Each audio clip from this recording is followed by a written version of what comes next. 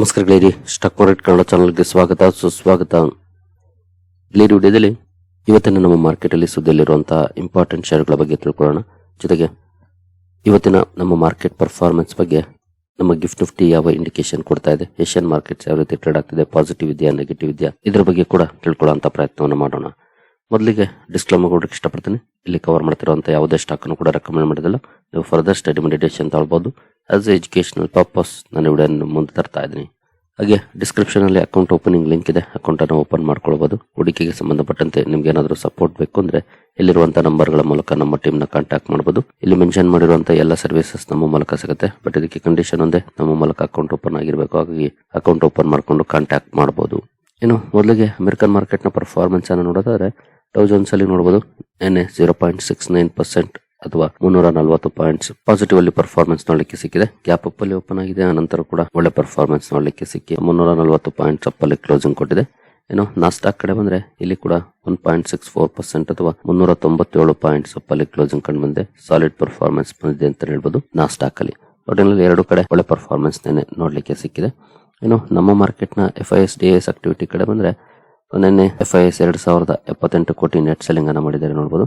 DIS 1048 ಕೋಟಿ net selling ಅನ್ನ ಮಾಡಿದ್ದಾರೆ. ಇಬ್ರು ಕೂಡ ನೆಟ್ ಸೆಲ್ಲರ್ಸ್ ಆಗಿದ್ದಾರೆ ನಿನ್ನೆ ನಮ್ಮ ಮಾರ್ಕೆಟ್ ಅಲ್ಲಿ. ಸೊ ನೋಡೋಣ ಇವತ್ತು ಯಾವ ರೀತಿ ಇರ್ತದೆ ಇವರ ಕಡೆಯಿಂದ ರೆಸ್ಪಾನ್ಸ್ ಅಂತ. ಇನ್ನು ಮಿಡ್ಲ್ ಈಸ್ಟ್ ಗೆ ಸಂಬಂಧಪಟ್ಟಂತೆ ಸುದ್ದಿಗಳನ್ನು ನೋಡಿದ್ರೆ Trump seeks unified Iran response, no deadline set for peace proposal. White House ಇಂದ ಬಂದಿರುವಂತಹ ಅಫಿಷಿಯಲ್ ಸ್ಟೇಟ್ಮೆಂಟ್ ಇದು. ಶಾಂತಿ ಮಾತುಕತೆಗಳೇನಿದೆ ಅದಕ್ಕೆ ಸಂಬಂಧಪಟ್ಟಂತೆ ಯಾವುದೇ ಡೆಡ್ ಲೈನ್ ಅನ್ನ ಫಿಕ್ಸ್ ಮಾಡಿಲ್ಲ. ಇಷ್ಟೊಳಗಡೆ ಮಾತುಕತೆ ಆಗ್ಬೇಕು ಆ ರೀತಿ ಏನಿಲ್ಲ. ಬಟ್ ಯೂನಿಫೈಡ್ ರೆಸ್ಪಾನ್ಸ್ ಅನ್ನ ಎಕ್ಸ್ಪೆಕ್ಟ್ ಮಾಡ್ತಿದ್ದಾರೆ. ಅಂದ್ರೆ ಇರಾನ್ ಆಡಳಿತ ಹಾಗೂ RGC ನಡುವೆ ಡಿಫರೆನ್ಸಸ್ ಏನಿದೆ ಅದನ್ನ ಹೊರತುಪಡಿಸಿ ಯೂನಿಫೈಡ್ ಆಗಿ ಇಬ್ರು ಒಂದಾಗಿ ಬಂದ್ರೆ ಒಳ್ಳೇದು ಅಂತ. ಬಟ್ ಇದು ಸಾಧ್ಯ ಆಗುತ್ತಾ ಕಾದು ನೋಡ್ಬೇಕಾಗಿದೆ. ಇನ್ನು ಇರಾನ್ ಹೊರ್ಮುಜ್ ಗೆ ಸಂಬಂಧಪಟ್ಟಂತೆ ಮಾತಾಡಿದೆ ನೋಡಬಹುದು. Iran says Hormuz reopening impossible amid US blockade, only make sense if. ಅಂದ್ರೆ ನಮ್ಮನ್ನ ಬ್ಲಾಕೇಡ್ ಮಾಡಿ ಓಪನ್ ಮಾಡಿ ಅಂತಂದ್ರೆ ಆಗೋದಿಲ್ಲ ಅಂತ ಹೇಳ್ತಿದೆ. ಸದ್ಯದ ಮಟ್ಟಿಗಂತೂ ಸ್ಟ್ರೈಟ್ ಆಫ್ ಹೊರ್ಮುಜ್ ನ ಸಮಸ್ಯೆ ಮುಂದುವರಿತಾ ಇದೆ. ಏನು ಕ್ರೂಡ್ ಪರ್ಫಾರ್ಮೆನ್ಸ್ ಅನ್ನು ನೋಡಿದ್ರೆ 100 ನ ಕ್ರಾಸ್ ಮಾಡಿದೆ. ಸ್ಲೋ ಅಂಡ್ ಸ್ಟಡಿ ಆಗಿ ರೈಸ್ ಆಗ್ತಿದೆ ಅಂತ ಹೇಳ್ಬೋದು. ಲಾಸ್ಟ್ ಫ್ಯೂ ಡೇಸ್ ಇಂದ ದೊಡ್ಡ ರಿಯಾಕ್ಷನ್ ಬರ್ತಿಲ್ಲ, ಬಟ್ ಸ್ಲೋ ಅಂಡ್ ಸ್ಟಡಿ ಆಗಿ ಮೇಲೆ ಹೋಗ್ತಿದೆ ನೋಡಬಹುದು. 102 ಕ್ರಾಸ್ ಮಾಡ್ಬಿಟ್ಟಿದೆ ಬ್ರೆಂಟ್ ಕ್ರೂಡ್. ಇನ್ನು ಬೇರೆ ಸುದ್ದಿಗಳ ಕಡೆ ನಾವು ಬಂದ್ರೆ ಜರ್ಮನಿಯಿಂದ ಒಂದು ಸುದ್ದಿ ಬರ್ತಾ ಇದೆ. ಸಬ್ಮರೀನ್ ಡೀಲ್ ಗೆ ಸಂಬಂಧಪಟ್ಟಂತೆ ನೋಡಬಹುದು. Germany and India on track to seal submarine deal, says minister. Especially ಇದಕ್ಕೆ ಸುದ್ದಿಯಲ್ಲಿರುವಂತಹ ಕಂಪನಿ ಅಂತಂದ್ರೆ ಮೊಜಗಾವ್ ಡಾಕ್. ಸುಮಾರು ದಿನಗಳಿಂದ ಈ ಸುದ್ದಿ ಬರ್ತಾನೆ ಇದೆ ನೋಡಬಹುದು. Germany and India are set to finalise their $8 billion submarine deal with in the next 3 months according to German defence minister Boris Pistorius. $8 billion ಮೊತ್ತದ ಸಬ್ಮರೀನ್ ಡೀಲ್ ಮುಂದಿನ 3 ತಿಂಗಳೊಳಗಡೆ ಫೈನಲೈಸ್ ಆಗುತ್ತೆ ಅನ್ನುವಂತ ಮಾತನ್ನ ಜರ್ಮನಿಯ ಡಿಫೆನ್ಸ್ ಮಿನಿಸ್ಟರ್ ಹೇಳಿದ್ದಾರೆ ರಾಜನಾಥ್ ಸಿಂಗ್ ಅವರ ವಿಸಿಟ್ ನ ಸಂದರ್ಭದಲ್ಲಿ. TKMS and Indian state owned Mazagon dock shipbuilders limited will coordinate on the manufacture of the vessels. TKMS ಜೊತೆ ಮೊಜಗಾವ್ ಡಾಕ್ ಶಿಪ್ ಬಿಲ್ಡರ್ಸ್ ಸೇರಿ ಈ ವೆಸಲ್ಸ್ ಅನ್ನ ಮ್ಯಾನುಫ್ಯಾಕ್ಚರ್ ಮಾಡುವಂತವು. ಇವತ್ತು ಮೊಜಗಾವ್ ಡಾಕ್ ಶಿಪ್ ಬಿಲ್ಡರ್ಸ್ ನ ವಾಚ್ ಮಾಡಬಹುದು. ಇದಕ್ಕೆ ಸಂಬಂಧಪಟ್ಟಂತೆ ಏನಾದರೂ ರಿಯಾಕ್ಷನ್ ಬರುತ್ತಂತ ಈಗಾಗಲೇ ರಾಜನಾಥ್ ಸಿಂಗ್ ಅವರು ಜರ್ಮನಿಗೆ ಹೋಗ್ತಾ ಇದ್ದಾರೆ ಅನ್ನುವಂತ ಸುದ್ದಿ ಬಂದಾಗಲೇ ಡಿಫೆನ್ಸ್ ಶೇರುಗಳಲ್ಲಿ, ಅದರಲ್ಲೂ ಎಸ್ಪೆಷಲಿ ಶಿಪ್ ಬಿಲ್ಡಿಂಗ್ ಕಂಪನೀಸ್ ಅಲ್ಲಿ ಒಂದಷ್ಟು ಪಾಸಿಟಿವ್ ಪರ್ಫಾರ್ಮೆನ್ಸ್ ನೋಡ್ಲಿಕ್ಕೆ ಸಿಕ್ಕಿತ್ತು. ಇವತ್ತು ಒಂದು ಟೈಮ್ ಲೈನ್ ಸಿಕ್ಕಿದೆ, ಅಟ್ ಲೀಸ್ಟ್ ನೆಕ್ಸ್ಟ್ 3 months ಅಲ್ಲಿ ಇದು ಫೈನಲೈಸ್ ಆಗ್ಬೋದು ಅಂತ. ಇದಕ್ಕೇನಾದ್ರೂ ರಿಯಾಕ್ಷನ್ ಬರುತ್ತಾ ಅಂತ ಸ್ಟಾಕ್ ಅನ್ನ ವಾಚ್ ಮಾಡಬಹುದು. ಇವನ್ ಬೇರೆ ಶಿಪ್ ಬಿಲ್ಡಿಂಗ್ ಕಂಪನೀಸ್ ಅನ್ನು ಕೂಡ ವಾಚ್ ಮಾಡಬಹುದು ಇದ್ರ ಜೊತೆಗೆ. ಇನ್ನು ಇನ್ಫೋಸಿಸ್ ಇವತ್ತು ಫೋಕಸ್ ಅಲ್ಲಿ ಇರುತ್ತೆ. ಕಾರಣ ನೋಡಬಹುದು, Infosys and Open AI partner for enterprise AI transformation. ಜೊತೆಗೆ ನೋಡಬಹುದು Open AI partners with Infosys to bring AI tools to businesses ಹಾಗೆಲ್ಲ ಕೂಡ ನೋಡಬಹುದು. Infy teams up with Open AI for enterprise AI transformation. ಈ ಒಂದು ಸುದ್ದಿ ಕಾರಣಕ್ಕೆ ಸ್ಟಾಕ್ ಫೋಕಸ್ ಅಲ್ಲಿ ಇರುತ್ತೆ. ಅಂದ್ರೆ ಓಪನ್ AI ಜೊತೆ ಒಪ್ಪಂದವನ್ನ ಮಾಡ್ಕೊಂಡಿದೆ ಎಂಟರ್ಪ್ರೈಸ್ AI ಗೆ ಸಂಬಂಧಪಟ್ಟಂತೆ. ಓಪನ್ AI ಟೆಕ್ನಾಲಜಿ ಹಾಗೂ ಇನ್ಫೋಸಿಸ್ ನ ಟೋಪಾಸ್ ಫ್ಯಾಬ್ರಿಕ್ ಅನ್ನ ಕಂಬೈನ್ ಮಾಡುವಂತದ್ದು ಒಳ್ಳೆ ಬೆಳವಣಿಗೆ ಅಂತ ಹೇಳ್ಬೋದು ಇನ್ಫೋಸಿಸ್ಗೆ. ನೋಡೋಣ ಸ್ಟಾಕ್ ಅಲ್ಲಿ ಏನಾದ್ರೂ ರಿಯಾಕ್ಷನ್ ಬರುತ್ತಾ ಇವತ್ತು ಅಂತ. ನಿನ್ನೆಂತೂ IT sector big negative performance ಅನ್ನ ಮಾಡಿತ್ತು. ಇವತ್ತು ಎಸ್ಪೆಷಲಿ ಇನ್ಫೋಸಿಸ್ ಅನ್ನ ವಾಚ್ ಮಾಡಬಹುದು. ಓಪನ್ AI ಜೊತೆ ಈ ಒಪ್ಪಂದ ಮಾಡ್ಕೊಂಡಿರೋ ಕಾರಣಕ್ಕೆ ಏನಾದ್ರೂ ಸ್ಟಾಕ್ ಅಲ್ಲಿ ರಿಯಾಕ್ಷನ್ ಬರುತ್ತಾ ಅಂತ. ನಂತರ ಟೆಕ್ಸ್ಮಾಕೋ ರೈಲ್ ಇಂಜಿನಿಯರಿಂಗ್ ಸುದ್ದಿಲಿರುತ್ತೆ.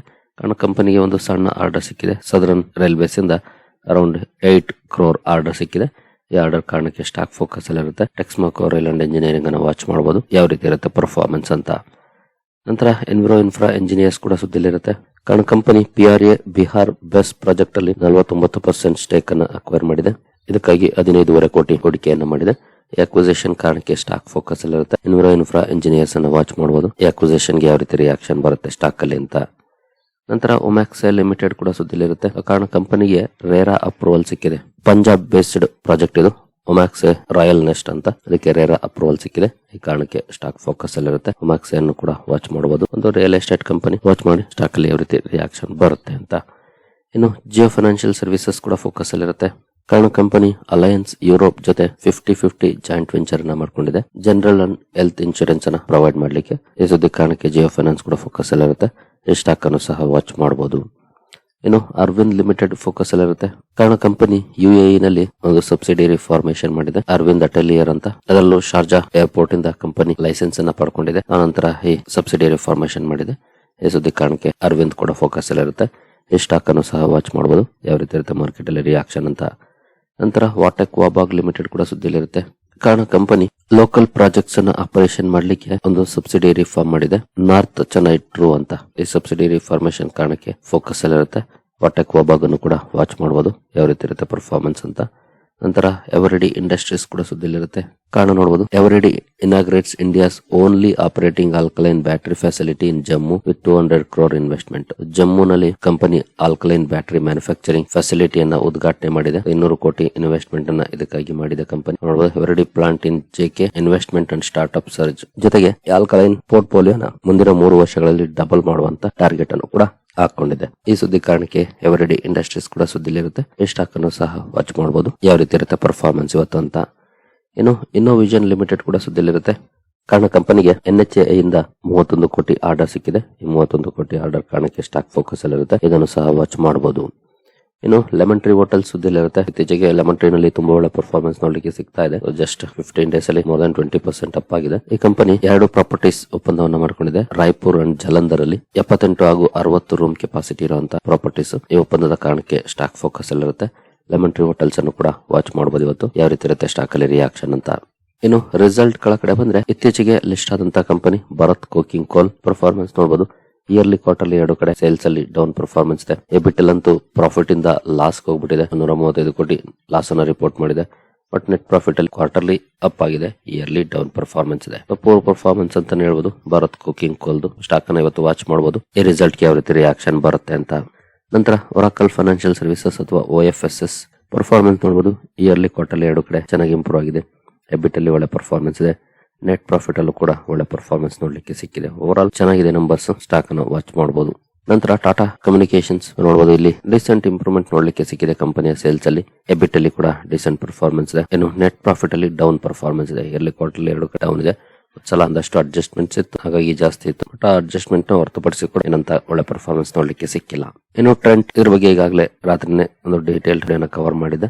ಕ್ವಾರ್ಟರ್ಲಿ ಅಂತೂ ಡೌನ್ ಇದೆ, ಇಯರ್ಲಿ ಅಪ್ ಆಗಿದೆ. ಜೊತೆಗೆ company 6 rupees per share dividend ಕೊಟ್ಟಿದೆ. ಹಾಗೆ 1:2 ರೇಷಿಯೋದಲ್ಲಿ ಬೋನಸ್ ಅನ್ನು ಕೂಡ ಅನೌನ್ಸ್ ಮಾಡಿದೆ. ಅಂದ್ರೆ 2 ಶೇರ್ಗಳಿದ್ರೆ 1 ಶೇರ್ ಅನ್ನ ಬೋನಸ್ ಆಗಿ ಕೊಡುವಂತ ನಿರ್ಧಾರವನ್ನು ಮಾಡಿದೆ.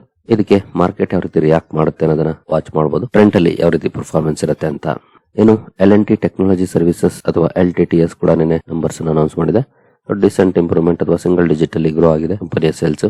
ಎಬಿಟ್ ಅಲ್ಲಿ ಕೂಡ ಒಳ್ಳೆ ಪರ್ಫಾರ್ಮೆನ್ಸ್ ನೋಡಲಿಕ್ಕೆ ಸಿಕ್ಕಿದೆ. ನೆಟ್ ಪ್ರಾಫಿಟ್ ಅಲ್ಲೂ ಕೂಡ ಒಳ್ಳೆ ಪರ್ಫಾರ್ಮೆನ್ಸ್, ಓವರ್ ಆಲ್ ಒಳ್ಳೆ ಪರ್ಫಾರ್ಮೆನ್ಸ್ ಅನ್ನೇ ಮಾಡಿದೆ. But IT sector numbers difference ಮಾಡ್ತಾ ಇದೆ, ಕಾರಣ ಅವರ CC ರೆವಿನ್ಯೂ ನಲ್ಲಿ ಒಂದಷ್ಟು ಚೇಂಜಸ್ ಆಗ್ತಾ ಇದೆ. ಹೋಗಿ ವಾಚ್ ಮಾಡಬಹುದು LTTS ಅಲ್ಲಿ ಯಾವ ರೀತಿ ಪರ್ಫಾರ್ಮೆನ್ಸ್ ಇರುತ್ತೆ ಅಂತ.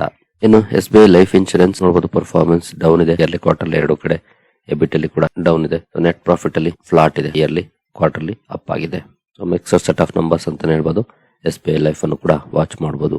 ಇನ್ನು ಇವತ್ತಿನ ರಿಸಲ್ಟ್ ಕ್ಯಾಲೆಂಡರ್ ಕಡೆ ಬಂದ್ರೆ, ABSL AMC, ಆದಿತ್ಯ ಬಿರ್ಲಾ ಸನ್ ಲೈಫ್ AMC ರಿಸಲ್ಟ್ ಇದೆ. ಅದಾನಿ ಎನರ್ಜಿ ಸೊಲ್ಯೂಷನ್ಸ್ ಇದೆ, blue stone, choice international, CIE, Cyient, IEX ನ ರಿಸಲ್ಟ್ ಇದೆ. ಇನ್ಫೋಸಿಸ್ ರಿಸಲ್ಟ್ ಇದೆ ಇವತ್ತು. LTI ಮೈಂಟ್ರಿ ಇದೆ. SW ಸೋಲಾರ್, ಟಾಟಾ ಕ್ಯಾಪಿಟಲ್ ಇದೆ. Tech in, tips music, TTML ನ ರಿಸಲ್ಟ್ ಇದೆ. UTI AMC ರಿಸಲ್ಟ್ ಇದೆ. ಈ ಎಲ್ಲ ಕಂಪನಿಗಳ ರಿಸಲ್ಟ್ ಇದೆ, ಇವುಗಳನ್ನು ಸಹ ವಾಚ್ ಮಾಡಬಹುದು. ರಿಸಲ್ಟ್ ಡ್ಯೂರಿಂಗ್ ದ ಮಾರ್ಕೆಟ್ ಬಂದ್ರೆ ಇಮಿಡಿಯೇಟ್ಲಿ ರಿಯಾಕ್ಷನ್ ಕೂಡ ಬರುತ್ತೆ, ಈ ಎಲ್ಲವನ್ನು ಕೂಡ ವಾಚ್ ಮಾಡಬಹುದು. ಇನ್ನು ಗಿಫ್ಟ್ ನಿಫ್ಟಿ ಕಡೆ ಬಂದ್ರೆ, ಗಿಫ್ಟ್ ನಿಫ್ಟಿಯಲ್ಲಿ ಯಾವ ರೀತಿ ಪರ್ಫಾರ್ಮೆನ್ಸ್ ಇದೆ ಅಂತ. ಸದ್ಯದ ಮಟ್ಟಿಗೆ 160 ಪಾಯಿಂಟ್ಸ್ ಅಥವಾ 0.66% ನೆಗೆಟಿವ್ ಪರ್ಫಾರ್ಮೆನ್ಸ್ ನೋಡ್ಲಿಕ್ಕೆ ಸಿಗ್ತಾ ಇದೆ ಗಿಫ್ಟ್ ನಿಫ್ಟಿಯಲ್ಲಿ. ಹಾಗೆ ಏಷ್ಯನ್ ಮಾರ್ಕೆಟ್ ಗಳಲ್ಲೂ ಕೂಡ ನೆಗೆಟಿವ್ ಪರ್ಫಾರ್ಮೆನ್ಸ್ ಇದೆ. ತೈವಾನ್ ವೇಟೆಡ್ ಹಾಗೂ ಕೋಸ್ಪಿ ಮಾತ್ರ ಪಾಸಿಟಿವ್ ಅಲ್ಲಿ ಟ್ರೇಡ್ ಆಗ್ತಿದಾವೆ, ಇನ್ನೆಲ್ಲ ಮಾರ್ಕೆಟ್ಸ್ ನೆಗೆಟಿವ್ ಅಲ್ಲೇ ಟ್ರೇಡ್ ಆಗ್ತಿದಾವೆ. ಗಿಫ್ಟ್ ನಿಫ್ಟಿ ಕೂಡ ಸ್ವಲ್ಪ ನೆಗೆಟಿವ್ ಇಂಡಿಕೇಶನ್ ಅನ್ನು ಕೊಡ್ತಾ ಇದೆ. ಹಾಗೆ ಡೌ ಜೋನ್ಸ್ ಫ್ಯೂಚರ್ಸ್ ಅಲ್ಲೂ ಕೂಡ ನೋಡಬಹುದು 295 ಪಾಯಿಂಟ್ಸ್ ಅಥವಾ 0.6% ಡೌನ್ ಪರ್ಫಾರ್ಮೆನ್ಸ್ ನೋಡಲಿಕ್ಕೆ ಕಾಣ್ತಾ ಇದೆ. ಇನ್ನು ಬ್ರೆಂಟ್ ಕಡೆ ಬಂದ್ರೆ ಸ್ವಲ್ಪ ಮಟ್ಟಿಗೆ ಪಾಸಿಟಿವ್ ಇದೆ. ಗೋಲ್ಡ್ ಸ್ವಲ್ಪ ನೆಗೆಟಿವ್ ಅಲ್ಲಿ ಟ್ರೇಡ್ ಆಗ್ತಿದೆ. USD ನಿನ್ನೆ INR ಸ್ವಲ್ಪ ವೀಕ್ ಆಗಿದೆ. USD ಸ್ಟ್ರಾಂಗ್ ಆಗಿತ್ತು, 93.79 ಹೋಗಿದೆ. ಮತ್ತೆ ಡಾಲರ್ ಇಂಡೆಕ್ಸ್ ಸ್ವಲ್ಪ ವೀಕ್ ಆಗಿದೆ. ಈ ರೀತಿಯ ಬೆಳವಣಿಗೆಗಳು ಸದ್ಯದ ಮಟ್ಟಿಗೆ ಇದೆ. ಸದ್ಯದ ಮಟ್ಟಿಗೆ ನೆಗೆಟಿವ್ ಇಂಡಿಕೇಶನ್ ಇದೆ. ಸ್ವಲ್ಪ ಗ್ಯಾಪ್ ಡೌನ್ ಅಲ್ಲಿ ಓಪನ್ ಆಗಬಹುದು. Let's hope for the best. ಸರಿಗಳೇ, ನಿಮ್ಗೆ ಏನಾದ್ರು ಸ್ಟಾಕ್ ಮಾರ್ಕೆಟ್ ಬಗ್ಗೆ ಕಲಿಯುವಂತ ಆಸಕ್ತಿ ಇದ್ರೆ ನಮ್ಮ ತರಬೇತಿ ಕಾರ್ಯಕ್ರಮ ಇದೆ. ಇಂಟ್ರೆಸ್ಟ್ ಇರೋರು ಸೇರ್ಕೊಳ್ಬಹುದು. ಇದು ಪ್ಯೂರ್ಲಿ ಎಜುಕೇಶನಲ್ ಕಂಟೆಂಟ್ ಅನ್ನು ಹೊಂದಿರುತ್ತೆ. ಇಲ್ಲಿ ಯಾವುದೇ ರೀತಿ ಸ್ಟಾಕ್ ರೆಕಮೆಂಡೇಶನ್ ಇರೋದಿಲ್ಲ. ಬಟ್ ಒಂದೊಳ್ಳೆ ಕಂಪನಿಯನ್ನ ಹೇಗೆ ಹುಡುಕ್ಬೇಕು, ಏನೆಲ್ಲ ಸ್ಟಡಿ ಮಾಡಬೇಕು, ಈ ರೀತಿ ಹಲವು ವಿಷಯಗಳನ್ನ ಒಳಗೊಂಡಿರುತ್ತೆ. Especially lifelong stock market ಜರ್ನಿಯಲ್ಲಿ ಉಪಯೋಗಕ್ಕೆ ಬರುವಂತ ಕಂಟೆಂಟ್ ಅನ್ನು ಹೊಂದಿರುತ್ತೆ. ಇಂಟ್ರೆಸ್ಟ್ ಇರೋರು ಇಮೇಲ್ ಮೂಲಕ ಸಂಪರ್ಕ ಮಾಡಬಹುದು. ಸರಿಗಳೇ, ಈ ಎಲ್ಲ ಅಪ್ಡೇಟ್ಸ್ ನಿಮಗೆ ಇಷ್ಟ ಆಗಿದೆ ಅಂದ್ಕೊಳ್ತೀನಿ. ಹಾಗೆ ಡಿಸ್ಕ್ರಿಪ್ಷನ್ ಅಲ್ಲಿ ಅಕೌಂಟ್ ಓಪನಿಂಗ್ ಲಿಂಕ್ ಇದೆ. ಅಕೌಂಟ್ ಅನ್ನು ಓಪನ್ ಮಾಡ್ಕೊಳ್ಬಹುದು. ಮುಂದಿನ ವಿಡಿಯೋದಲ್ಲಿ ಸಿಗೋಣ. ಅಲ್ಲಿವರೆಗೂ ಜೈ ಹಿಂದ್, ಜೈ ಕರ್ನಾಟಕ.